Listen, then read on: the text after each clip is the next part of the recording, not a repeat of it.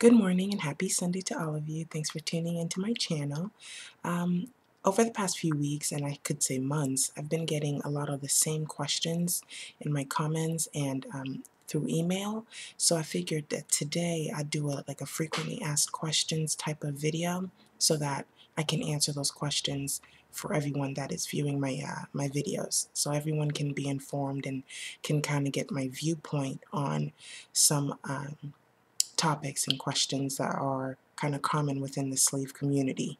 I just want to jump right into it because I have about 10 questions that I want to go through. So I want to be able to get it done in a timely manner. The first question that I have is, are you able to swallow/gulp liquids after surgery? I initially was not able to do so. I had a really hard time being able to swallow liquids. I had to literally sip. It would take me a very long time to consume a cup of water or whatever it was that I was drinking. Up until recently, and by recently I would say within the past 3 or 4 months, now I'm able to swallow a good amount of water or whatever liquid at a time. I don't have to sip, put it down, sip, put it down. Now I'm able to take maybe 3 or 4 swallows or gulps before I feel like I need to kind of slow down. I know that a lot of people that I've spoken to about this, they've been able to swallow immediately after surgery. A lot of people never had a drinking problem, though they've had to sip right after they were sleeved, obviously, because your stomach is still, um, sore and whatnot. But shortly after, they were able to chug, drinks down. I was never able to do that up until recently. So when I noticed that I could swallow a lot more than normal, I was just, the first thing that came to my mind was, oh my goodness, did I stretch my sleeve? Did I, am I harming myself by being able to consume all this liquid at a time? Like, what did I do to myself? But it's actually very normal. A lot of people have been able to gulp and swallow from the beginning, so it's okay. For those that are able to do that, don't freak out. It's not that big of a deal. You still can't gulp down an entire drink at a time. At least I can't. I noticed that after 3 or 4 swallows, my stomach starts to like inflate. It feels like it's growing. So I always have to slow down and to kind of take a breath before I consume drinking. So don't feel like, for those that have been sleeved, don't feel like you've messed up your sleeve because you're now able to drink a lot more than you used to. Um, this next question is, how long after your first appointment before you're sleeved? I was not sleeved under my insurance, so I didn't have a regular process. I was sleeved in Tijuana, Mexico. So as soon as I decided on having surgery, about a month or so after, I flew there and I got sleeved. So my process was entirely different. I paid out of pocket, and the time was obviously very much shorter because it really fell on me. But I have heard and I have read that for those that go through their insurance after your first appointment, you generally are sleeved about 6 months after, between 5 and 7 months after your appointment. So I believe you have about 6 or 7 appointments that you do monthly. For some, it can prolong. It could be longer than that, and for some, it could be shorter. But that's the average time. You're looking at about 5 or 7 months of testing and whatnot, and then I believe you send in your request for surgery, and if your insurance approves it, then you pick a date and you're sleeved. So that's just about the general time frame. So if you're going through your insurance, that's about the time. If you're going to another part of the country or another part of the world, or you're doing it out of pocket here in this country, then you can do it whenever you want. There's no time frame for that. Next question. If you're sleeved outside of the U.S., should you let your doctor in the U.S. know? Should you let your GP know? I know I did. I made her aware of my decision to be sleeved in Mexico. I think she did have some reservations, but at that point I didn't care. I had already had my mind set on having surgery, so I didn't necessarily take heed to her advice when she did share some of her concerns with me, because I had already, like I said, had it in my mind that this is what I was going to do, this is where I was going to do it, and this is the time that I was going to do it. There was nothing that could hold me back. But I did let her know. I told her everything that I was going to do, and right after surgery, I did go back to her. She looked at my incisions. She took my blood, and so ever since then, I've gone to my doctor every couple months to do blood work to make sure that everything is going well and to assess my weight. And so it's almost as if I was just under a weight loss plan, um, like a regular weight loss plan that you would be under with any doctor. So it didn't change anything right after surgery. I didn't go back to Mexico once I was sleeved. I didn't have the money, and my doctor was able to check me out. Unfortunately, everything went well, so I had no reason to go back to my surgeon. But fortunately for me, I had a good doctor who was able to take care of me up until, I left Florida and moved to New York. So all went well. She knew, she was aware, and once she started to see my progress, she was very happy that I chose to go have surgery. So everything went well. It ended well. A lot of people have been asking me this question, and I thought it was so important that I put this in this video so that everyone can understand the good and the bad with it. And it's, can you drink or should you drink soda after surgery? I am not going to lie. I've always been upfront with those that watch me frequently. I'm going to keep it 100%. I don't have any reason to lie or to not tell the truth. I've had soda on countless occasions. Do I drink it every day? No, absolutely not. I don't drink soda every day or every week. But I have had soda. I've had like diet soda and stuff like that. Is it wise to drink soda if you're a soda drinker? No. For me, I noticed that right after surgery, I started to have this undying craving for soda. It's like I had to drink it at every moment, every day. It was like I had to physically restrain myself from buying soda and drinking it. And I was aware that after surgery, there were things that before that you weren't really into, because I didn't care for soda prior to surgery, but I started to like really, really, really be interested in soda. So I had to really tell myself to knock it out. I had to kind of control my urges, so to speak. But should you drink soda? I don't believe you should, or at least you should do it in moderation. I know people who have to drink soda every day, and if you're a sleever, that is not the way to go. And let me tell you guys why. I do have a friend of mine who had the gastric sleeve a few years ago, and that on top of a few other things, as far as why she gained the weight back, she consumed tons and tons and tons of soda. She was drinking soda, and the soda pretty much stretched her sleeve.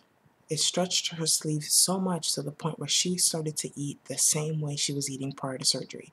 She gained all the weight she lost and then some, to the point where she needed to do a revision.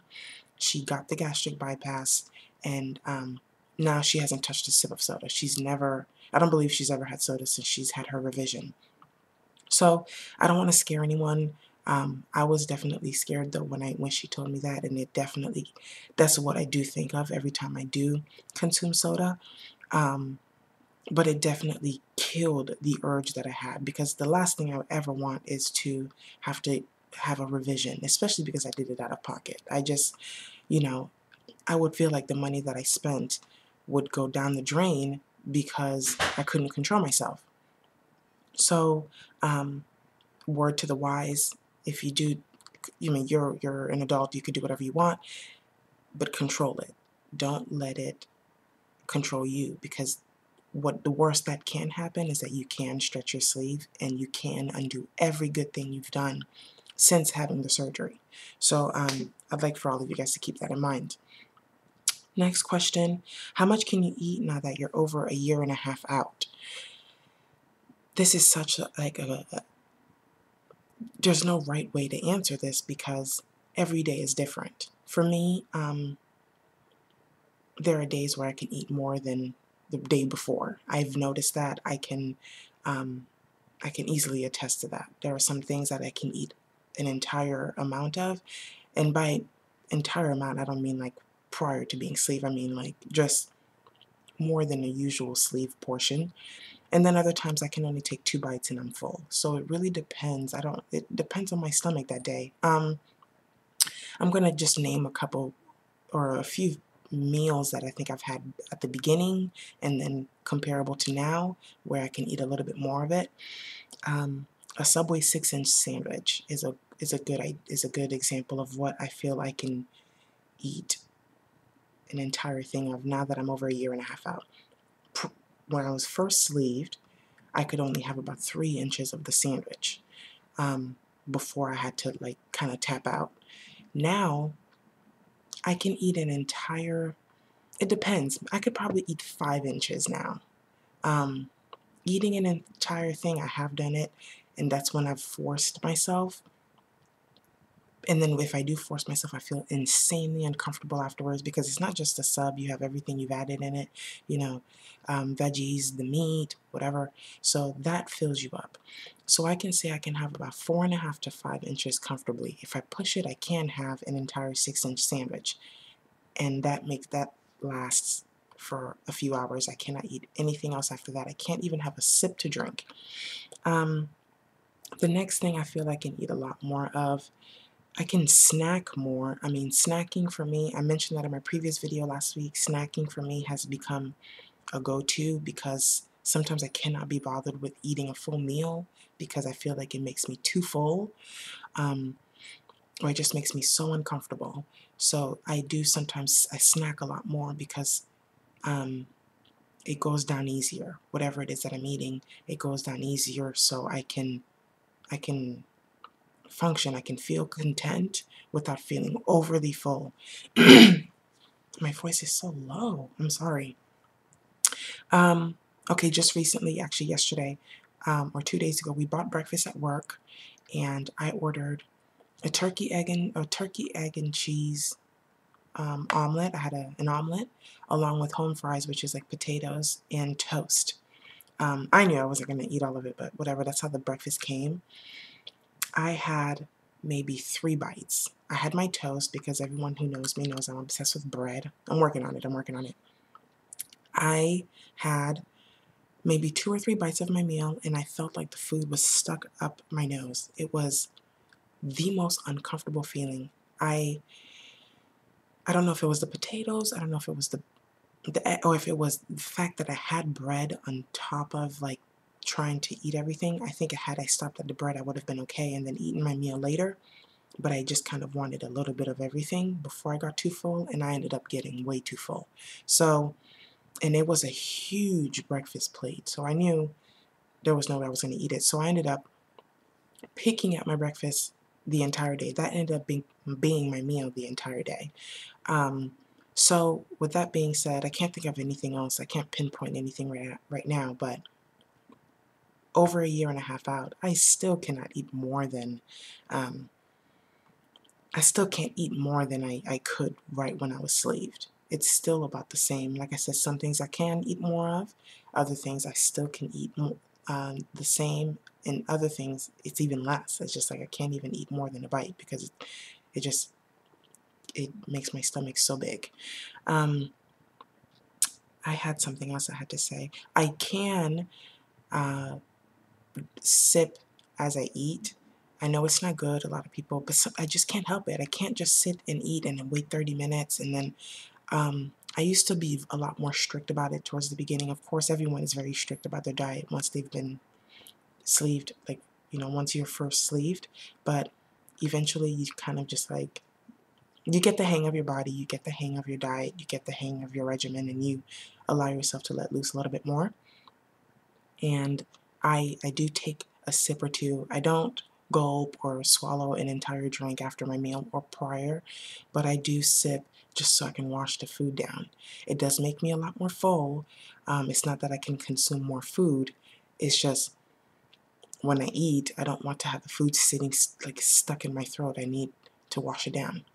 And yeah, so I can sip a little bit, not too much, but every so often I can do that. The next question is, can you eat everything now that you're so far out?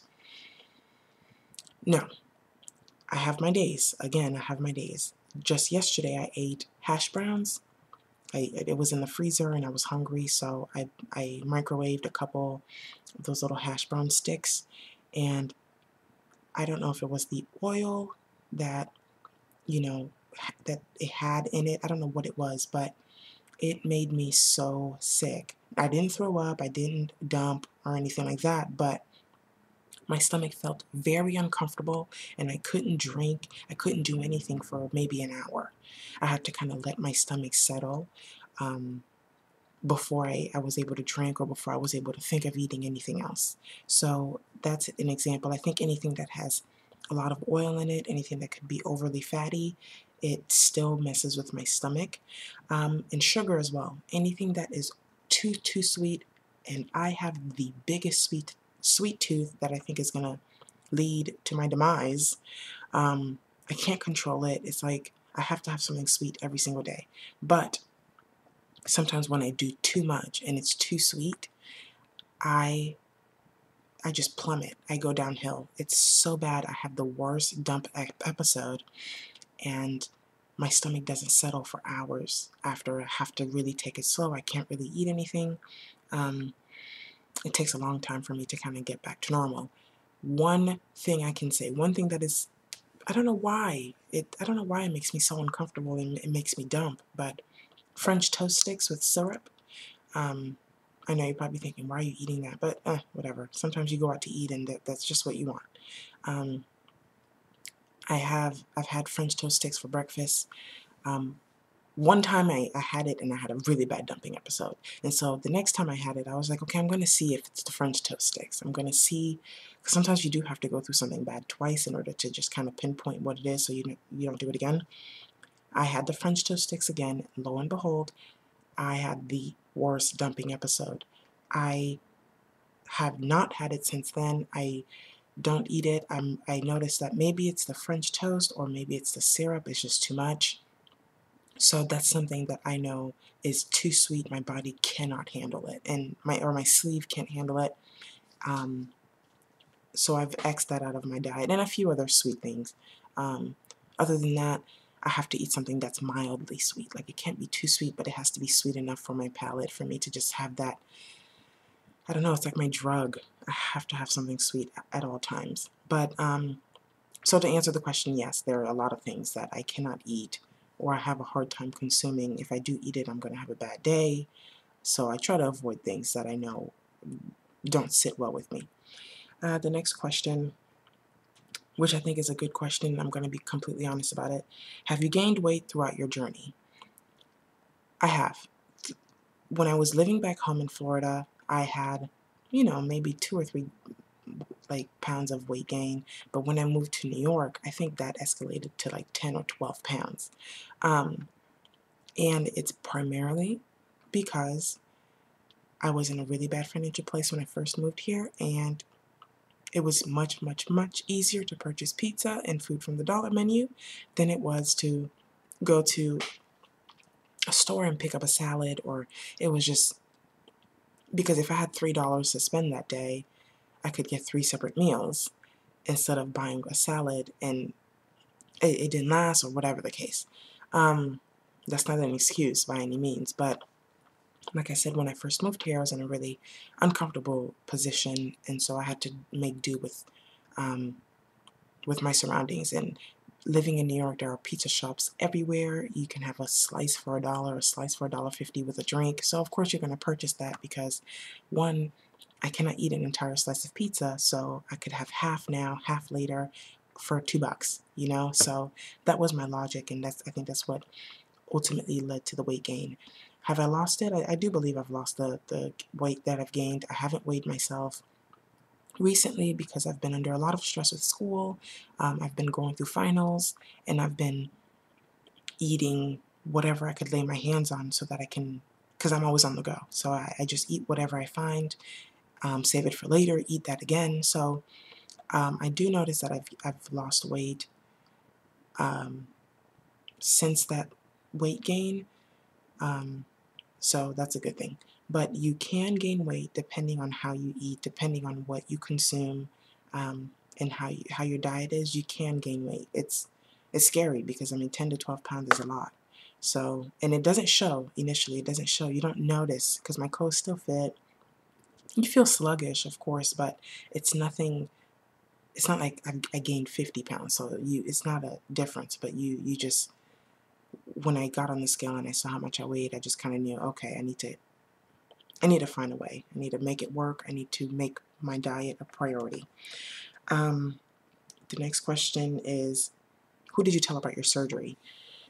I told my loved ones, my closest friends, obviously my family. A lot of them were supportive, were just happy that I was taking control of my weight and wanting to do something about it. And there were some that weren't so supportive, but I'm the kind of person, I don't care what you think. If I have something settled in my mind, I'm going to do what I feel like I want to do. And I have no problem being like, you're right, if something failed or if I shouldn't have done something. But for me, I am in control of myself.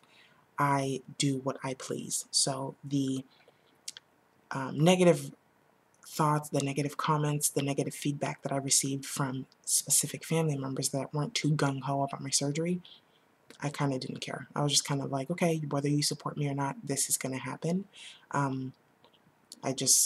That's all I could say. For those that feel in between about telling, I think you should tell whoever you feel like you should tell. At the end of the day, this is your life. And I would tell my family members, like, you're not the one that's fat, you're not the one that's morbidly obese, you're not the one that can't walk up a flight of stairs without feeling like you're going to pass out. You're not the one that has to deal with being in a fat body. So let me do as I please. Now, I'm not telling anyone to have that same mentality. You know, everyone is different, but I do think that you should tell whoever you want to tell, and you need that positive feedback. So try to stay around and to hear the words and words of encouragement from the ones who are positive and who are thinking nothing but good things about you wanting to change your life. The next question is, will I lose as much weight as you? Will I be successful? I know that that's a weird question, but I get a lot of those types of emails. A lot of people, you know, knowing that I have lost over 150 pounds, they're, you know, astonished. They're excited for themselves, and I was excited too when I saw people losing like 200 pounds within a year and a half, or 2 years. That's amazing. I was just as inspired. So my answer to that is, you can lose as much weight as I have, if not more, but it all falls on you. You can't sit and eat as you have been all your life and expect to be overly successful. When I was first sleeved, I told myself I was going to lose 100 pounds 6 months after surgery. That was my goal. That was my first goal. And I lost 99 pounds. So let's just say I hit my goal. I ate flawlessly. I made my diet my ultimate concentration. I worked out. I got a personal trainer. These were the things that I did because I told myself I wasn't going to fail. There was no room for failure. No, I had to take it seriously because I felt like my entire life relied on it. There were so many people that were, not for my surgery, so I couldn't have failed. So I put the time, I put the effort, I put the energy into making sure I was a success. So results may vary, and the results vary only on you. It depends on how much work you put in, how dedicated you are to yourself, and how dedicated you are to changing your life. That's all I can say about it. That's the best answer I can give. Your success relies on how much work you put in towards the results you want to achieve. The last question is, I'm at an extended stall. What do I do? How do I get back to losing weight again? I've had a major experience. I can't talk. Oh my goodness. I have had a lot of experiences with stalls. Towards the beginning of my journey, I lost a good amount of weight so fast that my body ended up just kind of reaching a stall. It reached a point where it was getting used to the same type of foods, the same type of, the same regimen that I was doing every day. So I had to kind of switch it up. Then the stall started to get longer and longer and longer, to the point where recently I had a stall for a few months. So that can happen, and it happens to just about every person that has been sleeved or had a bypass or whatever. My only advice is to go back to the basics. I said that in my previous video, and I believe the one before that as well. Go back to the basics. You have to think about what you're doing wrong. Are you consuming too much sugar? Are you consuming too much fat? Are you not working out as often as you used to? You have to think about what you're doing wrong and how you've changed from then to now, and fix that. Because at this point, you've changed. You've laxed a little bit. So go back to the basics. Consume more protein. Add more water to your diet. Cut out some of the fatty foods. Cut out some of the things that you've been eating. Like for me, in order for me to have lost the little bit of weight that I gained recently, I had to consume a lot more water, to the point where I got to, I started consuming about 3 or 4 liters of water a day, because I was noticing I hadn't been drinking water. I was drinking a lot, not soda, but maybe a lot of juice that had a lot of sugar in it. I was drinking a lot of coffee. I was consuming a lot of sugar. And so by me cutting out the sugar, drinking more water, and kind of cleansing my system, I know I dropped weight. And then, I had to cut out the sweets. I had to cut out some carbs a little bit. Needed to put back in protein, needed to put back in veggies, get rid of the pizza that I was eating. And so by doing that, just some minor changes, I didn't do anything, extravagant, just the minor changes, I noticed that I started to lose weight. And so that's the answer. You have an extended stall, you changed your diet. You change your diet. You go back to, you work out, add a few days of exercise into your diet, consume more water, protein first before anything. Go back to the protein shakes. A lot of you guys hate it. I don't hate it. I guess I drank it so much that I got used to it. It's become a part of me. It is what it is. You have to put in about 2 shakes into your diet a day. Allow it to be a meal replacement for you. And I'm telling you, that will help shake the scale, and the stall will break. That goes for everyone. It's not rocket science. It's not hard.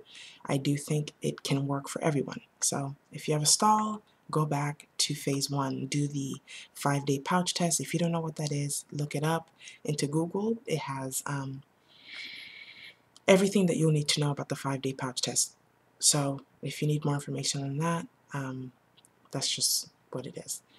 So I think that's about it for now. I hope I was able to answer the questions that a lot of you guys have had. I do have another frequently asked questions that I did about a year ago, or less than that. I think it's about a year ago, so this is like a part 2 of it, now that I'm so far out. If you guys have any additional questions, you can put them in the comments. I'd be more than happy to answer them. My email, as I've said many times before, is available to all of you. You can ask me whatever you want. I'd be more than happy to answer. And if you have questions that I didn't think to put in this video, let me know, because I want to be able to do these quite frequently. I want to be able to, because I can't think of questions. But if someone asks me a question that, I'm like, oh, I hadn't thought of that, then I'll put it in a video so that I can inform everyone. I hope you guys have a good week ahead. I have finals coming up this week, so I will be having a lot to do. I hadn't expected to do a video today, but I had the time. I woke up early, so here we are, and I thought this video was required, or it was just a good idea to do it. So have a good week, you guys, and I will see you guys again with another personal video. Maybe the next video I will weigh myself. I kind of just want to eat for the holidays and then start fresh in the new year, so I'm not concerned about my weight as much. And by eating, I just mean I just want to have a lot of sweets.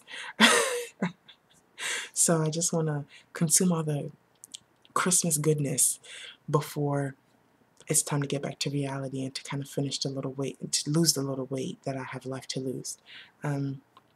But I weigh myself. It's not a big deal. I already know that I'm not over. My journey isn't over. I have a lot that I want to accomplish, so this is important to me. It's important to me. I've reached a phase in my life where my weight loss, just because I have a lot going on, doesn't mean that my weight isn't important as well. It's also an important factor, so that's that. Wishing you guys all the best. Have a good day. Bye.